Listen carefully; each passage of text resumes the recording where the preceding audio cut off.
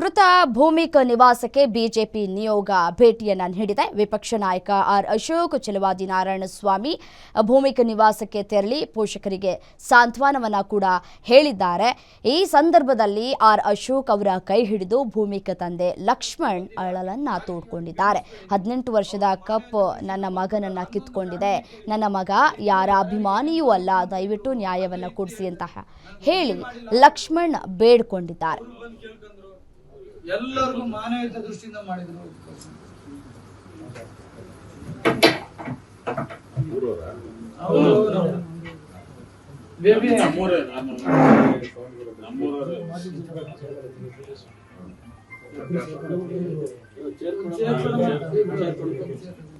ಕಳ್ಕೊಂಡ ನೋವು ಭವಿಷ್ಯ ಎತ್ತ ಕರಳಿಗೆ ಮಾತ್ರ ಅರ್ಥ ಆಗುತ್ತೆ. ಅಧಿಕಾರದಲ್ಲಿರ್ತಕ್ಕಂಥವ್ರಿಗೆ ಇದು ಅರ್ಥ ಆಗುದಿಲ್ಲ. ನನಗನ್ಸ್ತಕ್ಕಂಥದ್ದು ಅವತ್ತು ಅಶೋಕ್ ಅವರು ನಾವು ಹಾಸ್ಪಿಟಲ್ಗಳಿಗೆ ಹೋದಾಗ ಆಕ್ರಂದನ ನೋಡಿ ನಮ್ಮ ಕಣ್ಣಲ್ಲೂ ನೀರು ಬರ್ತಾ ಇತ್ತು. ನಾವಲ್ಲಿ ಹೋದಾಗ ಭೂಮಿ ತೀರ್ಕೊಂಡು ಬಿಟ್ಟಿದ್ದಾನೆ, ಅವನನ್ನ ಯಾವುದೇ ಕಾರಣಕ್ಕೆ ಅವನ ಮೇಲೆ ಕತ್ತಿ ಬೀಳಬಾರ್ದು, ನನಗೆ ಹಾಗೆ ಕೊಡಿಸ್ಬಿಡಿ ಅಂತೇಳಿ ಅವರ ತಂದೆಯವರು ಪಾಪ ಅಂಗಲಾಚು ಬೇಡ್ಕೊಳ್ತಿದ್ರು. ನಿಜಕ್ಕೂ ಅವರ ನೋವು ನಮ್ಮ ಕರಳು ಕಿತ್ತು ಬರೋಗಿತ್ತು. ವಯಸ್ಸಾದವರನ್ನು ಕಳ್ಕೊಂಡಾಗ ಯಾರಿಗೂ ಅಂತ ನೋವಾಗಲ್ಲ. ಯಾಕಂತಂದ್ರೆ ಅವ್ರ ಜೀವನವನ್ನ ಅವರು ಮಾಡಿ ಮುಗಿಸಿರ್ತಾರೆ. ಆದ್ರೆ ಇದು ಎಂತ ವಿಪರ್ಯಾಸ.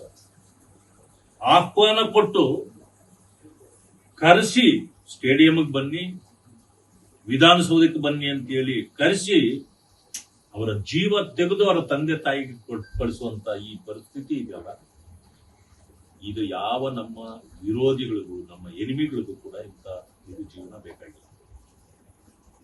ಏನು ಅನ್ಯಾಯ ಮಾಡಿದ್ರು, ಏನು ತಪ್ಪು ಮಾಡಿದ್ರು? ನಿಮ್ಮ ತೆವಲುಗಳಿಗಾಗಿ, ರಾಜಕೀಯ ಲಾಭಗಳಿಗಾಗಿ ಇಂಥದ್ದು ಬೇಕಾಗಿತ್ತ? RCB ಗೆಲ್ಲಬೇಕಪ್ಪ, RCB ಗೆಲ್ಲಬೇಕು. ಗೆದ್ರೆ ಸಂಭ್ರಮಾಚರಣೆ ಅವ್ರು ಮಾಡ್ತಾರೆ, ಅವರ ಅಭಿಮಾನ ಇರ್ತಕ್ಕಂಥವ್ರು ಮಾಡ್ತಾರೆ, ಎಲ್ಲೆಲ್ಲಿರ್ತಾರೋ ಅಲ್ಲಿ ಮಾಡ್ಕೊಳ್ತಾರೆ, ಆಗಿತ್ತು ಅದು. ಆದ್ರೆ ಇದರ ಅವಶ್ಯಕತೆ ಇರಲಿಲ್ಲ. ಆದ್ರೆ ಬಹಳ ನೋವಿನಿಂದ ಹೇಳ್ತೇನೆ,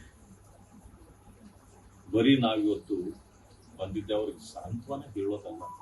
ನಾವೆಷ್ಟು ಸಾಂತ್ವನ ಹೇಳಿದ್ರು ಕೂಡ ಇದೊಂದು ರೀತಿ ಅವ್ರಿಗೆ ಸ್ಥೈರ್ಯ ಅಷ್ಟೇ.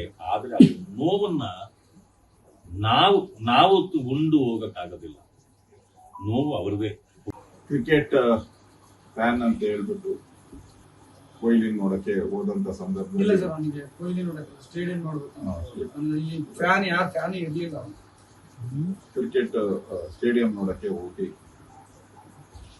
ಇವತ್ತು ಅವ್ರ ತಂದೆನೂ ಕೂಡ